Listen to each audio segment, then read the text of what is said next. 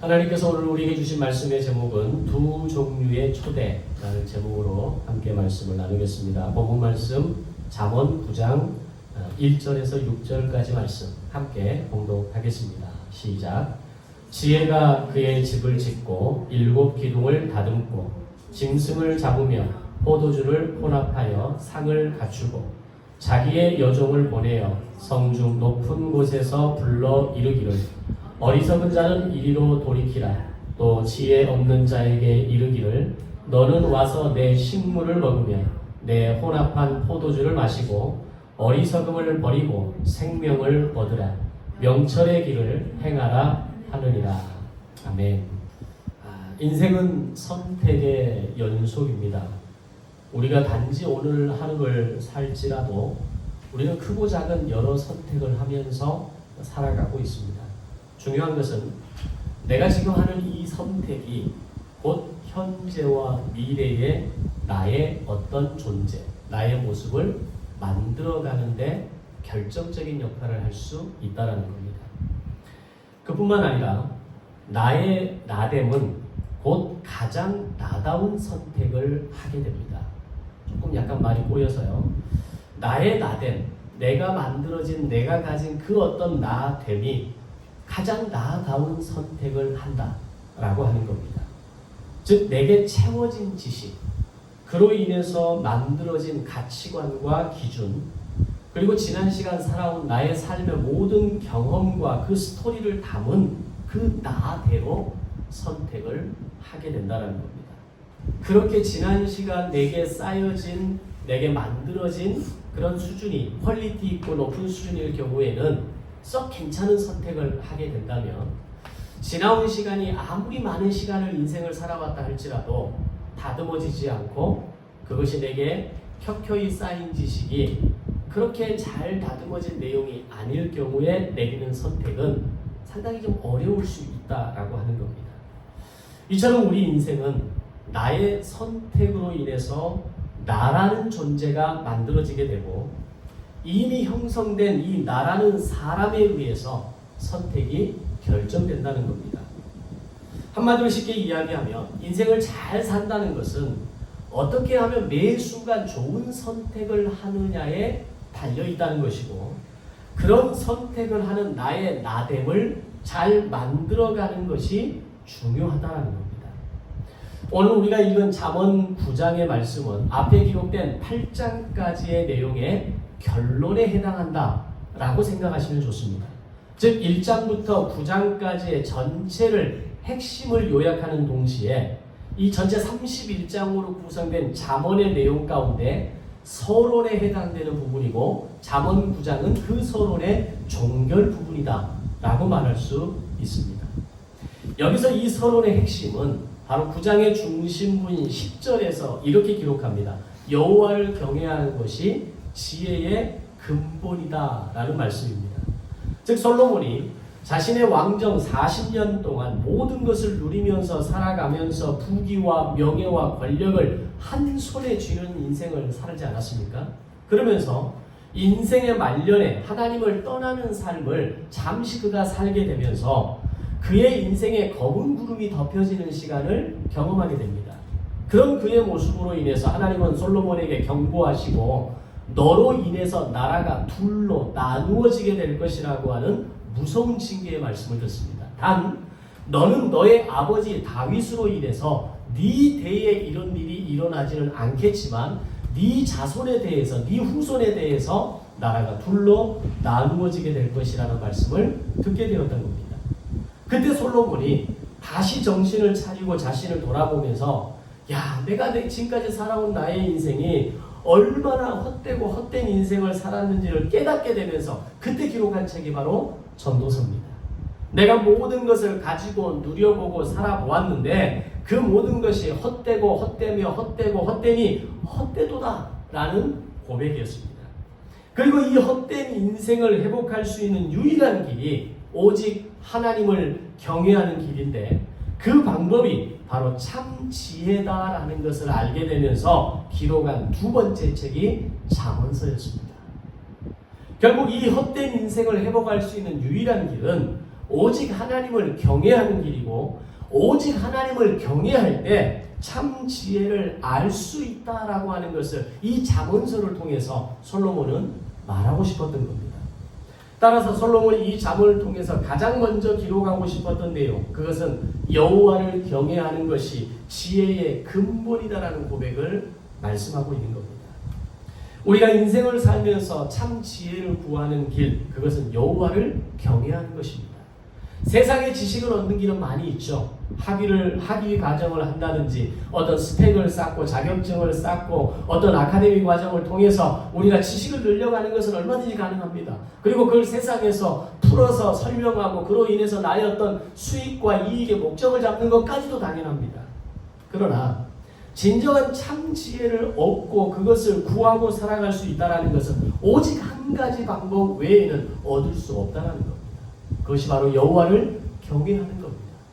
여호와를 경외함으로 말씀을 대하는 것이고 여호와를 경외함으로 그 말씀이 오늘 나에게 주시는 말씀이라고 내가 여기고 그것을 내 안에 삼고 심기게 될 때 우리는 진정한 여호와를 경외하는 사람으로 살아갈 수 있게 되는 겁니다.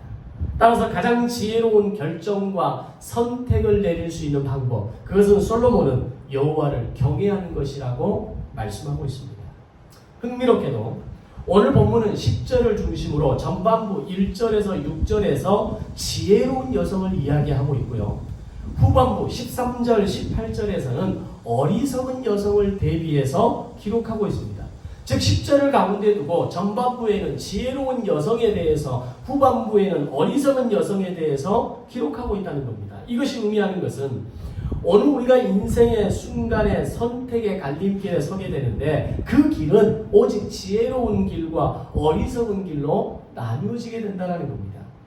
내가 정말 믿음 안에서 말씀 안에서 잘 살아가게 될 때 지혜의 길을 걸어갈 수 있다면 반대로 하나님을 경외하지 못하고 여호와를 경외하는 자세를 내가 가지지 못하게 될 때 오늘 우리의 길은 반드시 어리석은 길로 갈 수밖에 없다는 겁니다. 마치 시편 1편이 복 있는 사람을 칭송하면서 이런 표현을 씁니다. 의인의 길과 악인의 길을 서로 대조하면서 오직 여호와를 앙망하고 복 있는 사람이 그 말씀을 내 안에 날마다 주야로 묵상하는 사람은 그 선한 길, 의인의 길을 걸어가지만 그러지 않는 삶을 살아가는 사람은 악인의 길을 걸어갈 수밖에 없다는 겁니다. 마치 그렇게 다윗이 기록했던 것처럼 오늘 솔로몬은 잠언에서 지혜로운 여성과 어리석은 여성을 대조하면서 이 지혜와 어리석음을 대조하고 있다는 겁니다. 이런 글쓰기의 방식은 잠언 9장을 읽는 독자들, 오늘 우리 모든 성도들에게 반드시 지혜의 길을 선택해야 함을 권면하는 방식이라고 이해하면 좋겠습니다. 두 가지 길을 선택하는 것, 이 두 길을 선택한다는 것은 여러분의 선택이고 자유인데 그러나 반드시 우리가 선택해야 될 것은 지혜로운 길이라는 겁니다.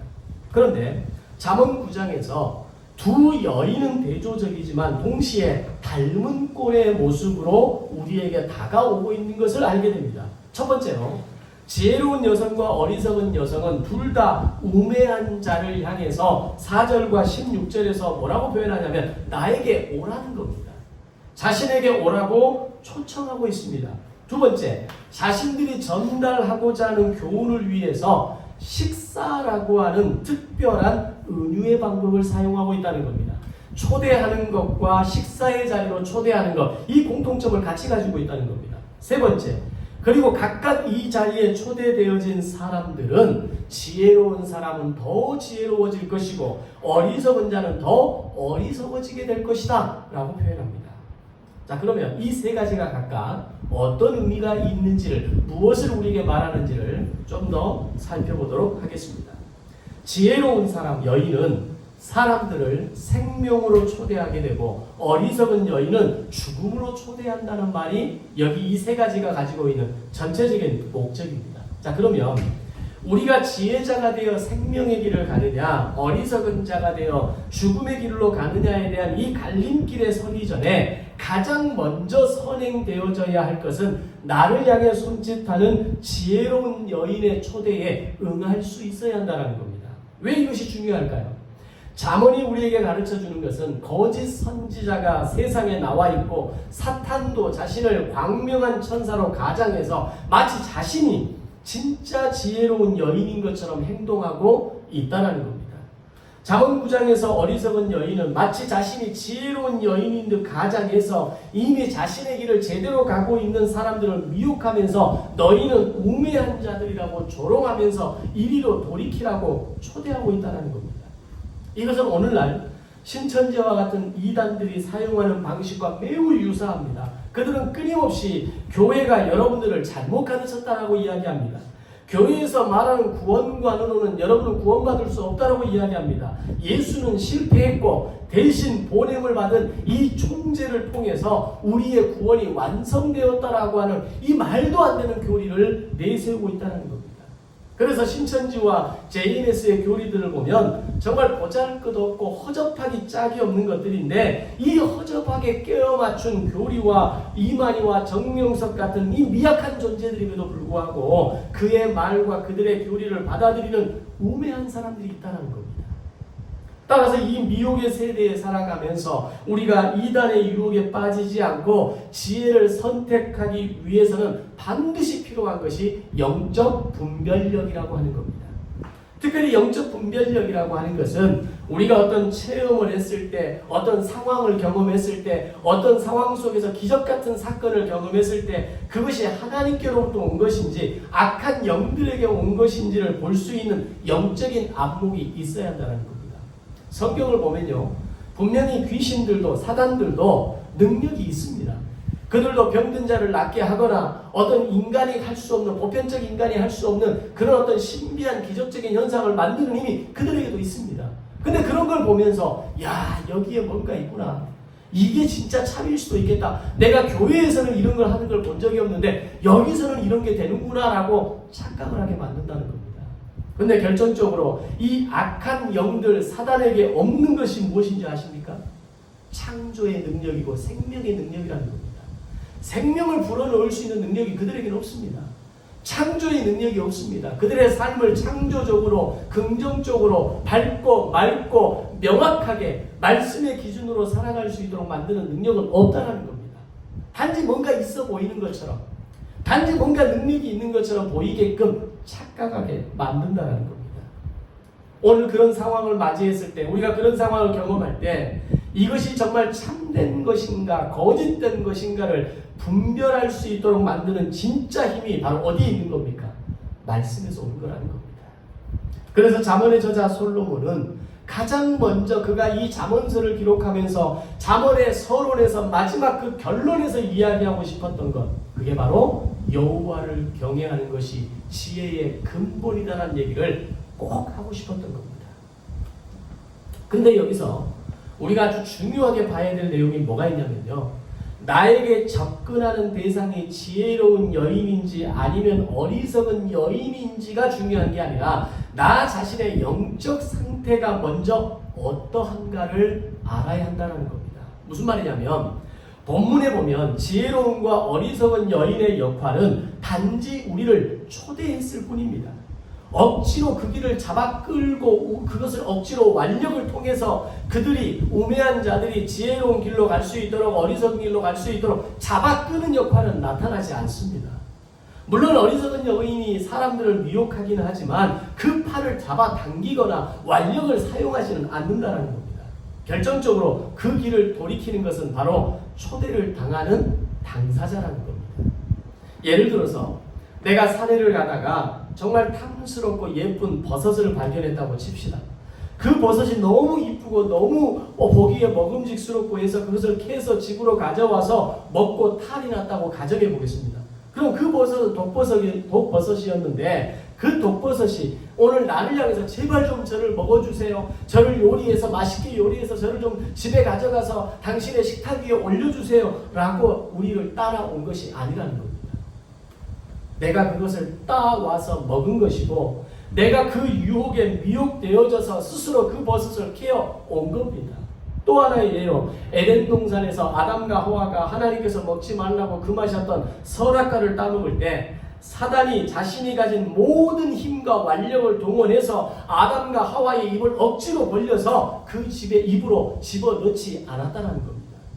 뱀에게 들어간 사단은 미혹된 말로 하와를 유혹했고, 사단의 말에 넘어간 하와는 자신이 먼저 그 선악과를 따서 먹었고, 자신과 함께하는 남편에게도 이 선악과를 먹게 했다는 겁니다. 이때 사탄이 한 유일한 행동은 말로 미혹하는 것이었습니다. 마치 잠언의 어리석은 여인처럼 하와와 아담을 향해서 손짓한 것이 전부였다는 겁니다. 즉 그들 스스로가 미혹의 소리를 분별하지 못하고 죄악을 선택했고, 우매한 길을 선택했고, 지혜롭지 못한 길을 선택함으로 인해서 적극적으로 남편까지 먹게 하고, 이 상황에서 아담마저도 분별력을 상실하고 선악과를 먹어버렸다는 겁니다. 그럼 오늘 우리의 인생을 돌아보면 너무나 유사하지 않습니까? 우리를 미혹하는 소리는 많이 있습니다. 우리를 유혹하는 것들이 우리의 주변에 많이 존재합니다. 근데 한 번도 그것들이 나를 억지로 내 팔을 끌고 잡아 들어가지는 않았다는 겁니다. 결국 내가 그 우매한 자로 그 어리석은 길을 선택했던 것은 결국 누구의 책임입니까? 나의 책임이라는 겁니다. 내가 그 길을 선택한 것이고, 내가 그것을 그 속으로 들어가서 내가 취한 것이고, 그걸 내 삶 속으로 내가 잡아 들였다라고 하는 것을 우리는 보아야 하는 겁니다.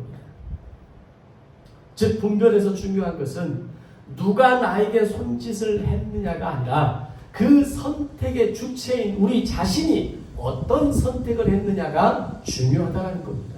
그 주체로서의 내가 어떤 선택을 할 때에 이 선택을 결정하게끔 만드는 힘이 어디서 나온다는 겁니까?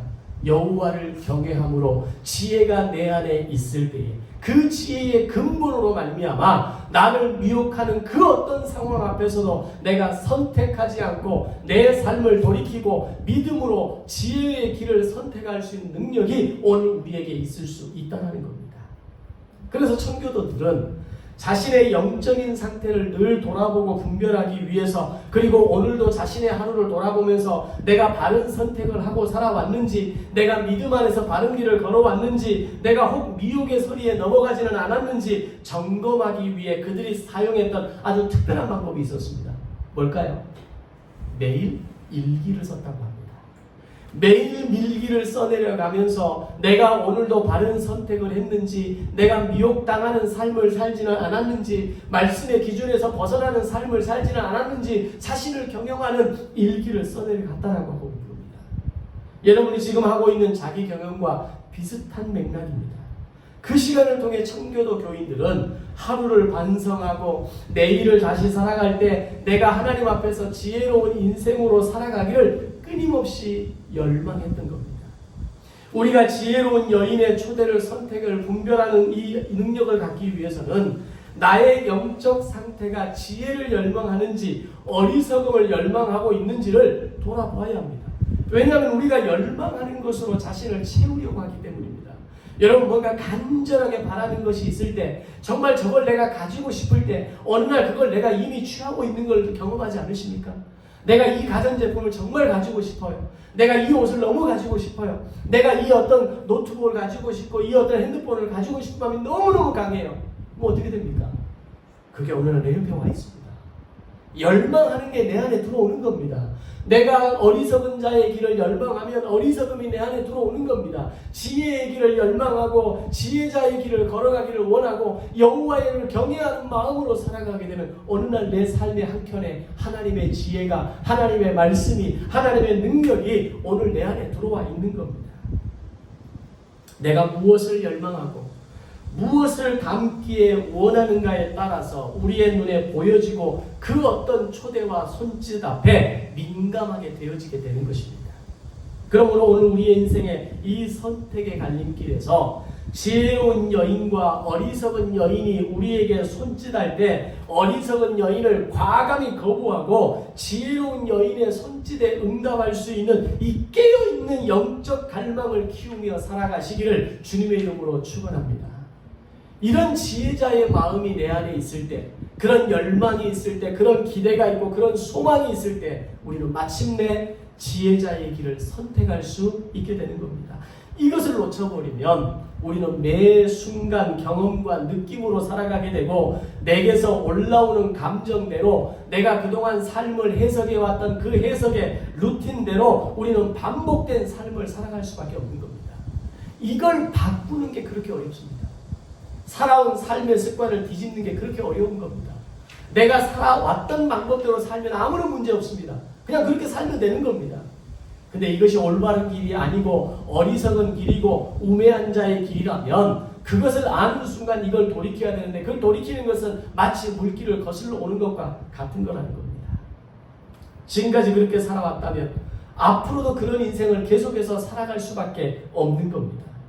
지금 당장 그것이 얼마나 내 삶에 치명적인 것이 될지는 아무도 알지 못합니다. 그러나 어느 임계점을 지나는 순간 어느 그 상황을 지나치는 순간 우리는 돌이킬 수 없는 결과를 맞이하게 될 것이라는 것을 우리는 분명하게 알아야 하는 겁니다. 그래서 우리에게는 이 영적인 분별력이 필요하고 그들이 나에게 손짓할 때 저것이 지혜자의 손길인지 어리석은 여인의 손길인지를 분별하면서 오늘 내가 누구의 손짓 앞에 반응해야 될지를 결정할 수 있어야 한다는 겁니다. 그래서 경험과 감정과 기준과 가치관이 아닌 말씀이 나에게 손짓하고 그 말씀의 능력이 나를 부르실 때 그 앞에 엎드려 자복할 수 있는 그 말씀 앞에 순종할 수 있는 그런 결단이 오늘 우리가 가져야 할 믿음의 결단이 된다는 겁니다. 두 번째로 잠언 9장의 두 여인은 식사라고 하는 이 공통의 메타포를 사용하고 있습니다. 우리가 신구약을 통틀어서 성경에는 먹는 이야기가 굉장히 자주 등장합니다.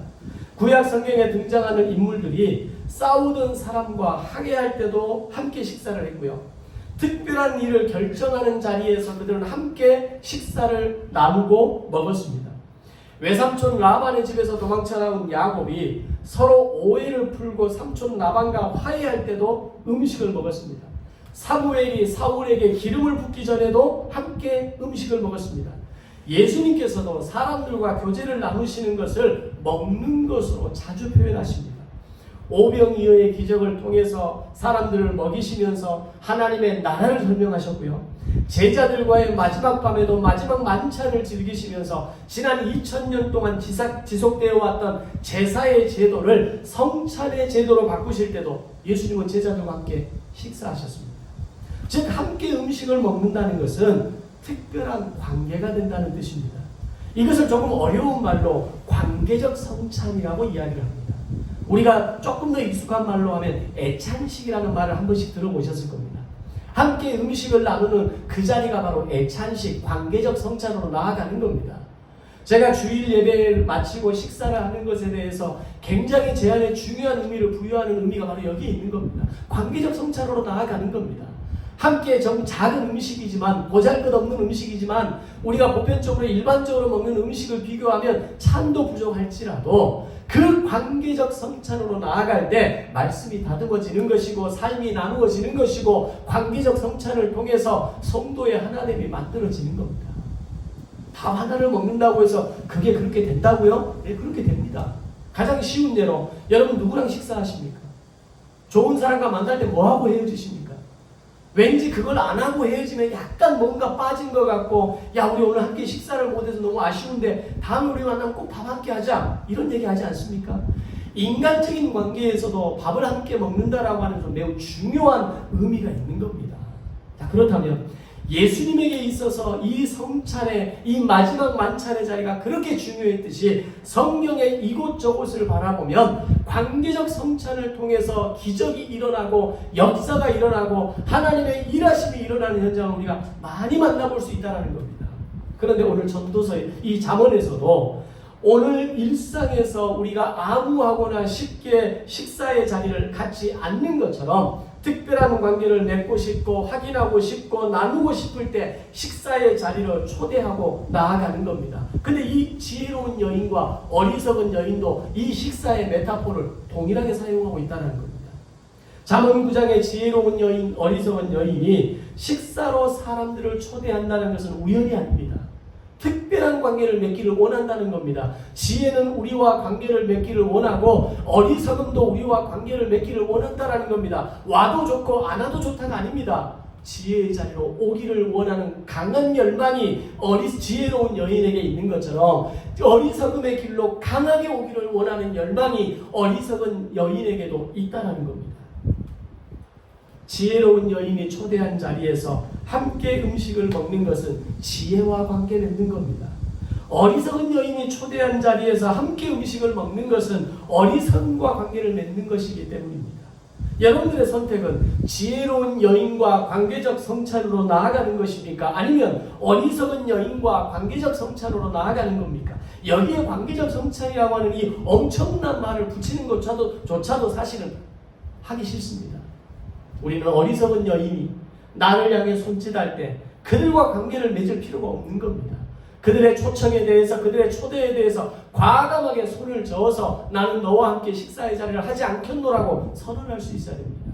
우리가 인간관계에서도 나에게 늘 부정적인 이미지를 주고 내 마음을 어렵게 하고 같은 말을 늘 반복하게 만들고 늘 힘들 어려운 사람들에 대해서는 우리는 그 사람과의 만남을 좀 경계할 필요가 있습니다.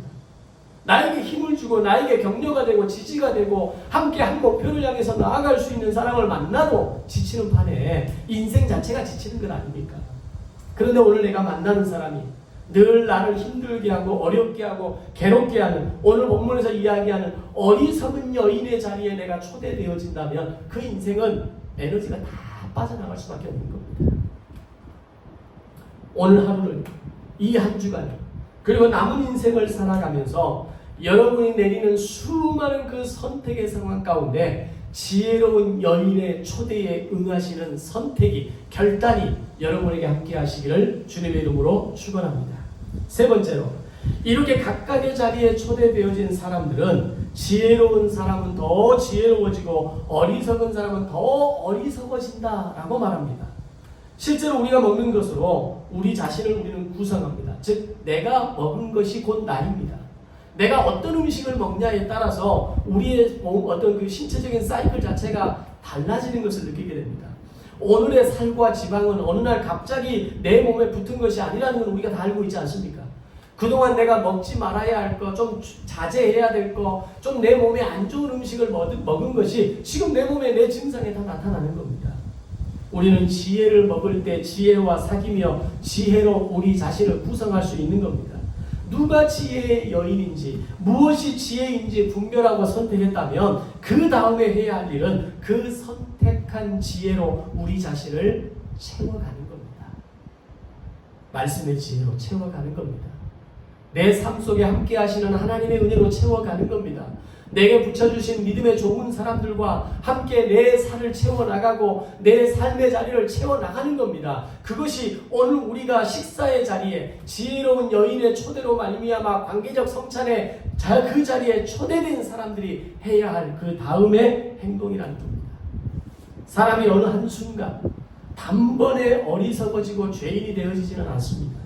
적어도 몇 번 이상, 수십 번, 아니 수백 번의 유혹과 기회를 통해서 우리는 어리석은 자가 되어가는 겁니다.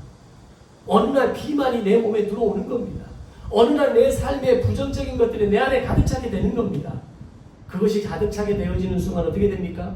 건강은 무너지는 겁니다. 내 삶의 사이클은 무너지는 겁니다. 내 삶의 좋은 관계들이 다 무너지게 되고 결국은 허덕이는 삶을, 인생을 살 수밖에 없는 겁니다. 바로 그런 인생을 살아가면서 우리가 피해야 할 때 피하지 못하고 돌이켜야 할 때 돌이키지 못하고 회개해야 할 때 회개하지 못하면 마침내 마음은 굳어지고 마는 것입니다. 그래서 유명한 신학자 C.S. 루이스는 이런 얘기합니다. 모든 선과 악은 복리로 증가하는 것이다. 복리라는 말 혹시 이해하신가요? 한참 보험회사에서 유니버셜 보험 제도들이 나올 때 그들이 강조했던 중에 하나가 뭐냐면 복리였습니다. 내가 넣어놓은 원금이 이자가 되고 그 이자가 원금으로 들어오면 다시 그 원금 이자가 또 이자가 되는 게 이게 우리의 보험의 특징입니다 해서 엄청나게 상품을 팔았던 그런 어떤 처음에 나왔던 시기가 있었어요. 근데 유명한 신학자 루이스가 모든 선과 악은 복리로 증가한다는 겁니다. 선이 복리로 증가한다는 건 좋은 거죠. 내 삶의 선이 가득 차게 되는 거고 그 가득 찬 선이 다시 원금이 되어서 또 다른 선의 이자로 나에게 불어난다면 그거보다 좋은 소식이 어디가 있겠습니까? 문제는 반대입니다. 내 안에 들어온 악은 악으로 그냥 자리 잡고 끝나는 것이 아니라는 겁니다. 일의 분량이 들어왔다면 그 일의 분량으로 내 악이 끝나는 게 아니라는 겁니다. 1은 2가 되고 2는 4가 되고 4는 8이 되어서 내 삶에 악이 가득한 인생으로 살 수밖에 없다는 겁니다.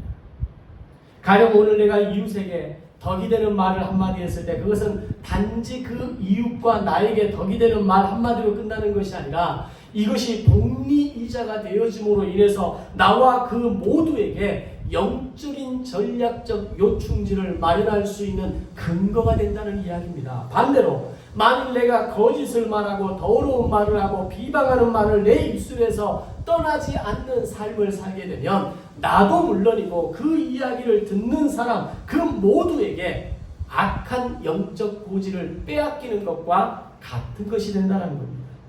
그리고 그 말과 그 일들은 계속해서 우리를 공격하는 골격의 빌미를 제공하게 된다는 것을 이야기하는 겁니다. 선과 악은 그것으로 끝나지 않습니다.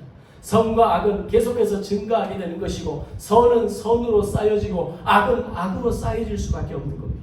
그래서 잠언 9장은 지혜자는 교훈을 받음으로 인해서 전략적 요충지를 점령하고 선이 복리로 증가하는 것을 경험함으로 인해서 더욱 지혜로워야 한다라고 권면하고 있습니다. 그러나 만일 우리가 오만한 자가 되어서 지혜를 배척한다면 악이 복리로 증가하게 될 것이고 내가 지켜야 할 영적 요충지를 잃어버리게 될 것이고 결국 나중에는 내 삶의 자리조차도 위태해질 수밖에 없다라고 경고하고 있는 겁니다. 그냥 선택은 내가 우매한 자, 어리석은 여인의 초대로 들어갔다는 것으로 끝나는 것이 아니라 내 인생의 기본마저도 내 인생의 주변에 있는 내 삶의 바운더리에 있는 모든 사람들의 인생마저도 병들게 하고 아프게 하고 쓰러지게 하고 절망할 수밖에 없게끔 만드는 것이 바로 어리석은 여인의 초대에 응하는 길이라는 겁니다. 결과라는 것을 이야기하고 있는 겁니다. 예수님은 천국의 비밀에 대해서도 이와 비슷한 말씀을 하십니다. 무릇 있는 자는 받아 넉넉하겠고 없는 자는 그 있는 것도 빼앗기게 될 것이라 라고 말씀합니다. 이것은 세상이 이야기하는 부익부, 빈익빈을 이야기하는 것이 아닙니다. 내가 복을 선택하는가 악을 선택하는가 내가 복을 이야기하고 바라보는가 악을 이야기하고 바라보는가에 대한 이 선택은 나의 자유지만 그 결과와 나타나는 영향은 엄청난 마지막 결과로 우리에게 나타날 수 있다는 것을 말씀하고 있는 겁니다. 내가 선을 선택할 때 이것은 더 넉넉하게 되어지지만 악을 선택하게 되고 악의 자리에 초대받게 되고 악한 삶을 살게 되면 우리의 있는 것마저도 사라지게 되고 구원의 감격마저도 사라지게 되고 하나님의 은혜마저도 잃어버리는 인생을 살아갈 수밖에 없다는 겁니다. 잠언 9장은 인생의 갈림길에서 두 여인이 이제 우리를 향해서 서로 상반된 초대를 하고 있습니다. 우리는 본문의 지혜로운 여인과 이 어리석은 여인의 교훈을 통해서 나는 과연 인생을 살아가면서 지혜의 길을 선택할 것인지 어리석음의 길을 선택할 것인지를 오늘 말씀을 통해 우리는 교훈을 얻을 수 있어야 합니다. 그것은 자유입니다.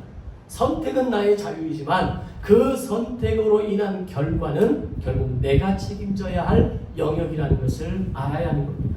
그러기 위해서는 첫 번째, 지혜를 선택하기 위해서는 분별력을 키울 수 있어야 됩니다. 평소에 지혜에 대한 갈망을 우리 안에 키워간다면 어리석은 여인이 아닌 지혜로운 여인에게 응답하는 분별력을 얻게 될 것입니다. 그 방법은 매우 쉽고 간단합니다. 말씀 통독을 멈추지 마십시오. 자기 경영을 멈추지 마십시오. 5가지 감사를 멈추지 마십시오. 9월부터 시작하는 성경 공부에 꼭 동참하십시오. 영적 분별력을 키워 드릴 겁니다. 두 번째, 그 결과 분별하고 선택한 지혜를 먹고 마시면서 우리의 존재와 우리의 행위를 지혜의 사이즈로 키워가는 겁니다. 식사의 자리에 초대됐다면 당연히 음식을 먹는 거 아니겠습니까? 지혜로운 여인이 초대한 자리에 그 식당은 얼마나 풍성하겠습니까? 얼마나 영양가 있겠습니까? 얼마나 우리의 몸을 건강하게 만드는 음식이겠습니까? 반대로 어리석은 여인이 초대한 그 식탁은 겉으로 보이기는 화려하게 보일지 모르지만 우리를 병들게 하고 우리를 넘어지게 만들고 우리의 건강의 기본부터 무너지게 만드는 결과를 가질 수밖에 없을 겁니다. 우리가 지혜로운 여인의 그 식탁의 자리에서 제공하는 음식을 통해서 우리가 지혜를 가득하게 채우고 생명을 채우고 은혜를 채워가게 될 때 여러분의 인생의 믿음의 볼륨감도 크게 채워지게 될 줄로 믿습니다. 그 선택이 여러분의 인생을 더욱 복된 인생으로 만들어가게 되고 지혜와 어리석음의 선택의 기로에 섰을 때 망설이지 않고 지혜의 길을 선택할 수 있는 용기를 여러분에게 만들어드리게 될 것입니다. 세 번째로 지혜를 분별하고 지혜로 자신을 채우는 순간 오늘 우리는 영적인 요충지를 확보하는 겁니다.